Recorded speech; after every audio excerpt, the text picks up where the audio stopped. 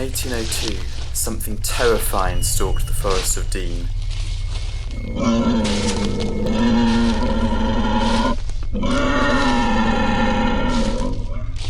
It flattened fences, uprooted and bashed down trees, and vanished without a trace.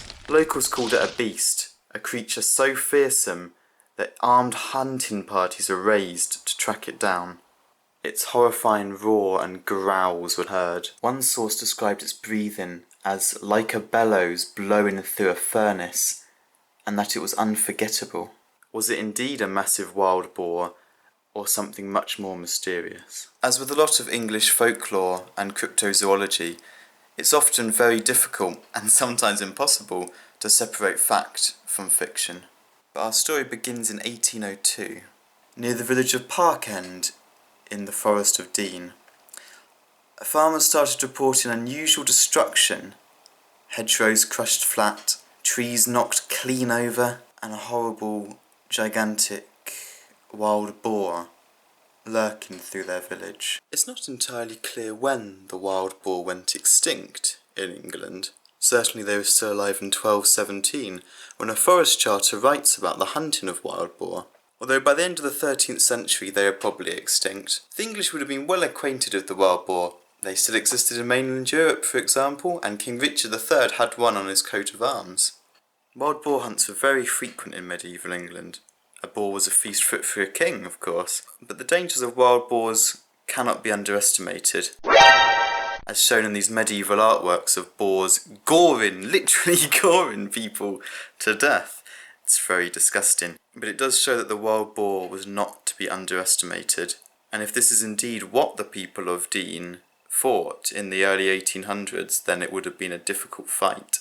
Many claimed their livestock had vanished overnight. And then came the sounds, deep bellows echoing through the trees, unlike anything they'd ever heard before.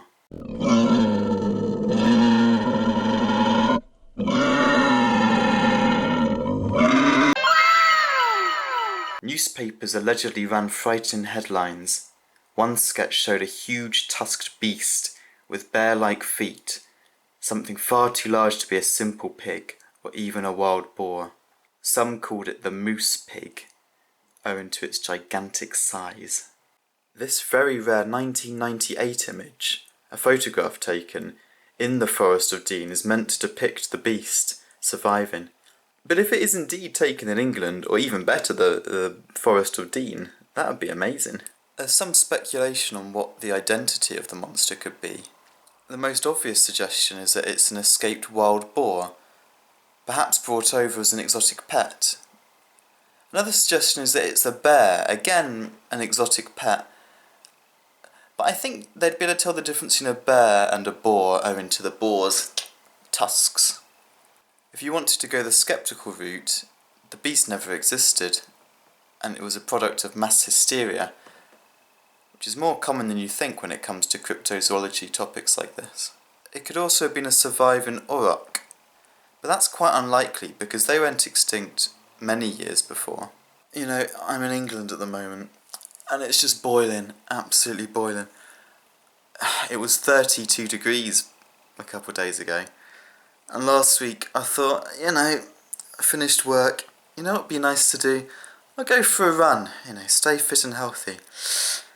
I didn't have any water. I almost died on that run. It was like running through a desert, or Death Valley. We don't have air conditioning in England, so not fun indoors either. It turns into sort of like a sauna. Anyway, back to the Beast of Dean. I wanted to try and find the origin of this story, so I went over all of Gloucestershire's journals, especially from 1800s, 1802 and 1807, when it's claimed that the beast obviously was killed. But I couldn't find anything, which is really disappointing actually, because I was hoping to. I checked out an 1858 source which was available on the Forest of Dean, but it doesn't mention the Beast of Dean, which is a shame. It mentions some coal miners illegally mining coal, but no mention of the beast. Michael Newton does mention the Beast of Dean in his 2004 Encyclopedia of Cryptozoology, but I haven't managed to get a hold of a copy, so I'm not sure what source he uses to actually describe the beast. So if someone in the comments has a copy or could get a copy online, and tells me what sources he uses, that would be amazing, thank you. Eventually local hunters from the village of Parkend in Gloucestershire, of course, went into the Forest of Dean and managed to capture and kill the creature. This was in March 1807, and when examining the body they all agreed that it was a beast unlike anything they'd ever seen before, and definitely nothing indigenous to England. After this, sightings allegedly stopped entirely.